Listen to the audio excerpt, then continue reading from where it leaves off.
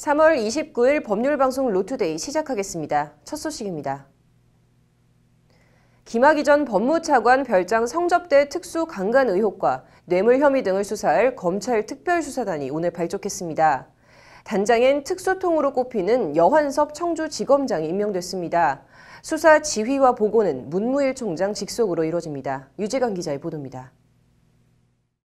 김학의 사건을 수사할 검찰 특별수사단이 오늘 검사 13명 규모로 정식 발족하고 본격적인 재수사에 착수했습니다. 수사단 규모는 검사장 1명, 차장검사 1명, 부장검사 3명, 평검사 8명 등 검사 13명과 수사관이 포함됩니다. 단장엔 연수원 24기 여환섭 청주지검장이, 차장검사엔 연수원 25기 조종태 성남지청장이 각각 임명됐습니다. 여환섭 단장 인선 배경에 대해 검찰 관계자는 수사 능력과 평가 등을 고려한 문무일 검찰총장의 지시라고 밝혔습니다. 여 단장이 지난 2008년 재수사 대상인 김학의 전 차관이 춘천지검장 시절 해당 검찰청 부부장 검사로 근무한 것과 관련해 이 관계자는 김 전 차관과 근무연이 있다고 해서 문제가 되지는 않을 것 같다고 말했습니다. 특별수사단 공식 명칭은 검찰 과거사위 수사권고 관련 수사단으로 했고 사무실은 검찰 과거사위가 위치한 서울 동부지검으로 정했습니다. 문무일 검찰총장은 앞서 오늘 오전 출근길에 특별수사팀 규모는 제기된 의혹사항들이 많기 때문에 그것들을 해소하는 데 충분한 규모로 편성하겠다고 말해 대규모 특별수사단 구성을 예고한 바 있습니다. 특별수사단 수사 방향은 크게 세 갈래로 별장 성접대와 특수강간 등 성범죄 의혹, 수천만 원대 뇌물, 정치권이나 검찰 내부의 수사 외압이나 방해 논란 등입니다. 수사는 문무일 총장이 직접 지휘 감독하고 필요하면 특수수사 전담부서인 대검 반부패부가 참여하는 식으로 진행될 예정입니다. 지휘 라인을 최소화해 또 다른 수사 외압이나 부실 수사 등의 불필요한 논란을 차단하겠다는 구상입니다. 관련해서 문무일 총장은 수사 공정성 확보 차원에서 수사단의 수사 결과에 대해 외부 인사들이 수사 전반을 재점검하는 과정도 거치라고 지시했습니다. 어떤 수사 결과가 나오든 어디에서든 꼬투리를 잡히지 않겠다는 포석으로 검찰이 제19 감싸기, 부실 봐주기 수사라는 거센 비판에 직면했던 김학의 사건에 대해 어떤 수사 결과를 내놓을지 주목됩니다. 법률방송 유재광입니다. 오늘 오후 서울 한양대에선 한국스포츠엔터테인먼트 법학회 주최로 스포츠계 성폭력 예방을 위한 법 정책적 과제 토론회가 열렸습니다. 만연한 스포츠계 성폭력, 왜 유독 스포츠계에 성폭력이 만연한 걸까요? 뭐가 문제고 어떻게 해야 하는지 현장을 김태현 기자가 취재했습니다. 오늘 토론회는 체육계 성폭력의 실태 및 특징, 처벌과 예방 등 현 대응 시스템의 한계를 짚어보고 대안을 논의하기 위해 마련됐습니다. 스포츠계에서 성폭력을 예방하기 위한 정책과 법제도, 나아가서 법 규범과 시스템이 제대로 작동되도록 하는 방안을 모색하는 것은 매우 시의적절하고 의미 있는. 토론회 참가자들은 먼저 스포츠계 성폭력이 여타 다른 성폭력과 두드러지게 차이가 나는 점으로 피해자의 적극적인 저항이 적다는 점을 지적했습니다. 단순히 엄격한 위계 수준을 넘어 코치나 지도자가 선수의 생사여탈권을 쥐고 있는 수준으로 심리적, 물리적으로 피해자를 장악하고 있기 때문입니다. 그렇지 않다면 유도 신유영 선수처럼 고등학생 시절부터 학교를 졸업한 뒤에도 유도를 그만두기 전까지 지속적으로 코치에게 성폭행을 당한 걸 설명하기 힘들다는 지적입니다. 심석희 선수 정도 되는 국가대표 간판 스타가 지속적으로 성폭행을 당한 것도 마찬가지입니다. 폐쇄성, 집단의식, 가해자와 피해자의 권력관계, 운동 외에 다른 진로가 봉쇄된 구조 때문에 피해자들이 성폭력 피해에 관하여 함구하는 경우. 실제 성폭력 피해 시 대응 방법을 묻는 질문에 응답자의 19%가 소심하게 불만을 표시한다고 대답했고 아무런 대응을 못함이라는 답변도 18%나 됐습니다. 성폭력 피해자 10명 가운데 4명은 싫다는 의사조차 분명하게 표시하지 못하고 있는 겁니다. 피해 상담을 하지 않는 이유에 대해선 문제를 일으키고 싶지 않아서가 19%로 가장 많았고 선수 생활에 지장이 있을까 두려워서 17%, 협박 등 보복이 두려워서가 14%, 이야기해도 해결될 것 같지 않아서가 10%로 그 뒤를 이었습니다.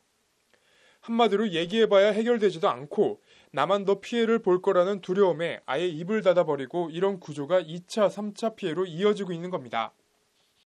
강간, 유사강간, 강제추행 등은 폭행 또는 협박을 수단으로 하지 않으면 안 됩니다.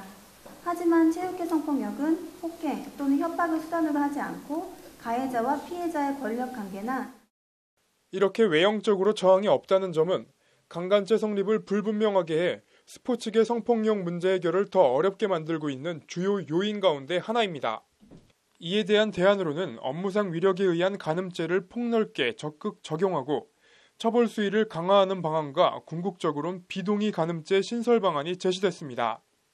아울러 정례적인 성폭력 피해 조사와 예방교육, 국민체육진흥법 등의 개정을 통해 성범죄자에 대한 지도자 자격 박탈 같은 체육계 퇴출 등의 방안도 함께 논의됐습니다. 그러한 부분에 대한 법률적 근거나 보호 의무라든가 처벌에 대한 부분, 자격 여건에 대한 부분 이러한 부분들이 좀 미비한 실정입니다. 관련 규정의 개정이 저는 필요하다고 생각합니다. 참석자들은 무엇보다 성폭력을 저질러도 괜찮다, 별일 없다거나 말해봐야 소용없다, 나만 다친다는 생각을 성범죄를 저지르면 끝장난다고 생각하는 인식의 전환이 시급하다고 강조했습니다. 그리고 이 인식의 전환은 단순히 생각을 바꾸라고 말로만 할 게 아니라 관련 법제도 정비로 이루어져야 한다는 것이 참가자들의 한결같은 지적입니다. 법률방송 김태현입니다.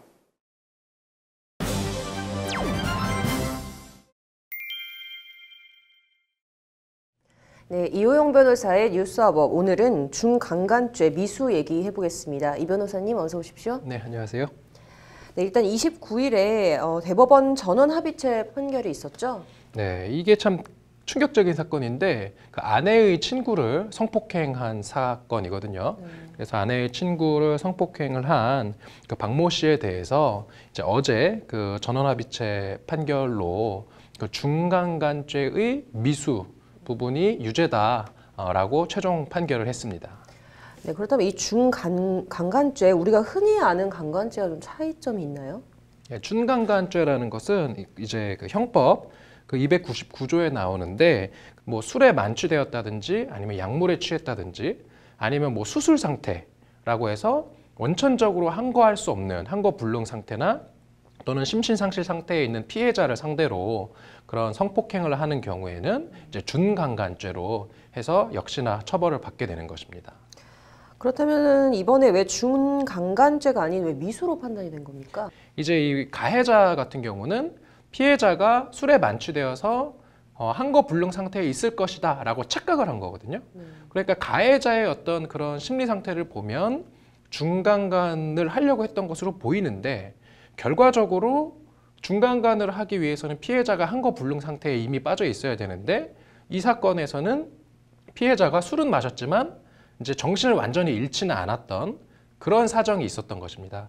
그렇기 때문에 중강간죄가 애초부터 성립할 수가 없고 예비적으로 중강간 미수죄는 좀 성립할 수 있는 것이 아닌가, 이런 게 이제 대법원에서 논의가 됐는데 이제 전원합의체에서 그 10명의 이제 입장 다수 의견은 이제 이렇게 술을 마셨지만 그 실제로 정신을 잃지는 아니하였던 이런 사건 같은 경우는 이제 중강간의 어떤 고의가 있다 하더라도 항거 불능 상태에 있었던 사람은 아니기 때문에 중강간의 미수가 오히려 성립할 수 있다. 그리고 이 사건 같은 경우는 그게 맞는 것 같다. 이렇게 판결을 한 것입니다. 네, 지금 얘기를 듣다 보니까 이 재판부 의견에서 이 중강간죄 불능미수가 성립된다 이런 말이 나오는데요.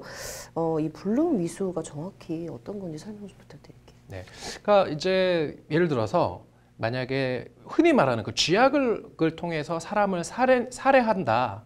이런 게 대표적인 이제 불능미수거든요. 이제 일반인들은 쥐약을 먹으면 사람을 살해할 수 있을 것이라고 생각을 합니다.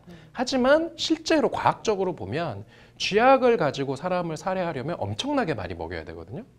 그래서 엄청나게 뭐 쥐약을 이제 많이 마시지 않는 한은 사람을 죽일 수 없는데 이런 게 바로 이제 불능미수인 것입니다. 그 술은 마셨지만 어떤 심신상실이나 항거 불능 상태인지 아닌지 어떤 사실의 문제이고 그게 맞다라고 하면은 중강간의 유죄가 되는 거고 그게 아니다라고 하면 중간간에 무죄를 선고하면 될 것이지 이렇게 중간간 미수로 하는 것은 이건 죄형 법정주의에 어긋난다라는 어떤 이런 반대 의견도 있는데 제가 봤을 때는 뭐 다수 의견이 좀 타당한 것이 아닌가 이렇게 싶습니다.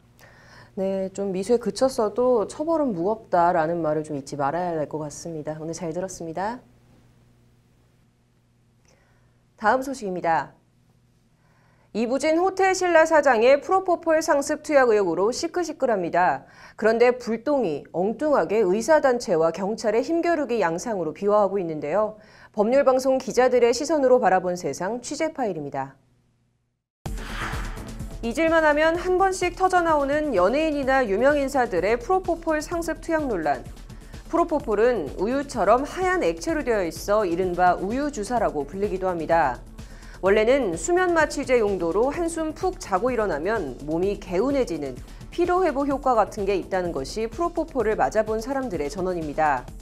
아무튼 우유주사, 묘하게 상상력을 자극하는 단어인데 이런저런 논란에 말도 많고 탈도 많은 프로포폴은 지난 2011년 향정신성 의약품으로 지정된 엄연한 마약류의 일종입니다. 프로포폴을 반복적으로 투여하면 전혀 의도하지 않았던 중독 상태를 유발할 수 있다는 게 당시 식약처가 밝힌 마약류 지정 사유입니다. 식약처는 그러면서 다른 마약과 마찬가지로 프로포폴에 탐닉하게 되면 주체할 수 없는 갈망이 생기며 자신의 의지로는 도저히 끊을 수 없게 되고 내성으로 인해 투약 요구량이 계속 늘어나게 된다고 프로포폴 의존과 과다 투약으로 인한 중독과 부작용을 경고했습니다. 해외에서는 한 세기를 풍미했던 팝의 황제 마이클 잭슨이 이 프로포폴 늪에 빠져 헤어나오지 못했습니다.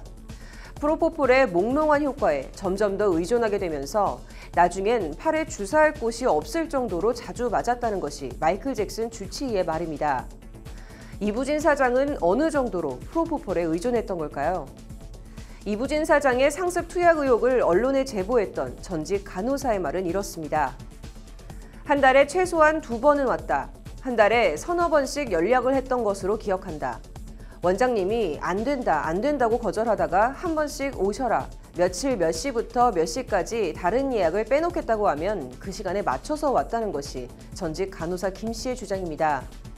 이부진 사장이 프로포폴을 더 주사해달라고 요구했다. 자다 깨서 눈이 반쯤 감긴 상태로 원장님께 전화해달라고 했다. 원장님께 전화를 했더니 안 된다고 해라. 원장님이 퇴근하셔서 더 이상 투약은 안 된다고 말씀드려라 했다. 원장님 말씀을 이부진 사장에게 그대로 전했더니 이부진 사장은 직접 원장님께 전화를 했다. 하지만 결국 안 된다는 것을 알고 머리 빗고 정리하고 나왔다는 겁니다. 안 된다고 했는데 더 달라고 했다. 이 전직 간호사 말이 사실이라면 이부진 사장의 프로포폴 의존은 심각한 상태로 추정됩니다. 이런 논란과 의혹이 눈덩이처럼 불어나자 경찰이 지난 21일에서 23일 이부진 사장이 프로포폴을 맞았다는 강남 성형외과를 방문해 관련 서류들을 제출해 줄 것을 요청했습니다. 병원 측은 그러나 환자 개인정보 보호 등을 이유로 자료 제출을 거부했고 경찰은 관련 자료를 빼돌리는 것을 막기 위해 병원을 지키며 법원에서 압수수색 영장을 받아 관련 자료들을 확보해 갔습니다. 여기까지는 병원도 경찰도 일처리에 큰 문제는 없어 보입니다. 그런데 좀 느닷없다 싶게 지난 27일 대한소아청소년과 의사회가 이부진 프로포폴 경찰 조사 관련 원경환 서울지방경찰청장 등을 직권남용과 강요, 업무방해, 주거침입 등 혐의로 서울중앙지검에 고발했습니다. 법을 수호해야 할 경찰이 병원에 무단 침입해 영장도 없이 자료를 내놓으라고 윽박을 지는 삼류 주간지 같은 모습을 보였다는 게 대한소아청소년과 의사회의 주장입니다.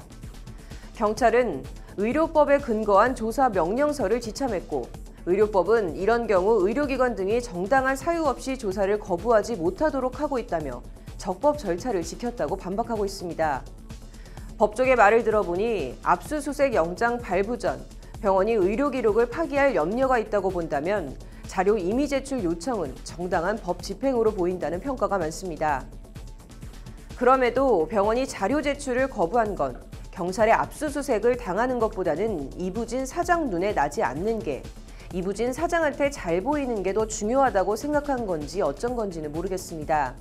다만 다 떠나서 불법이 저질러졌다면 해당 성형외과나 의사가 문제를 제기하면 될 일이지 이게 의사회 차원에서 서울청장 등을 고발할 일인지는 잘 이해할 수 없습니다. 옆에서 보기에 오버하는 데엔 다 이유가 있겠지만 처벌이 약해서 그런 걸까요? 프로포폴 불법 투약, 이 문제부터 좀 어떻게 제도적으로 마약 오남용을 근절할 방안부터 마련해야 하지 않나 싶습니다. 법률방송 취재 파일이었습니다. 이어서 법조계 소식 전해드리겠습니다.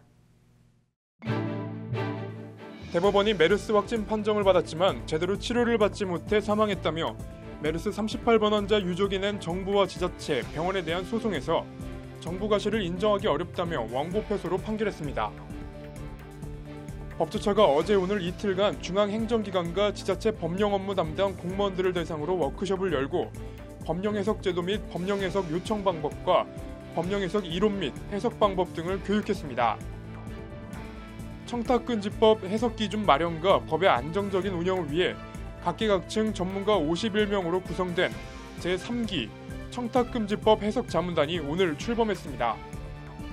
법제처는 오늘 제주특별자치도를 방문해 제주 상공회의 소장 및 제주 행정부지사 등과 기업 애로사항 해소 및 지역경제 활성화를 위한 간담회를 갖고 법제도 개선 요구사항 등을 청취했습니다.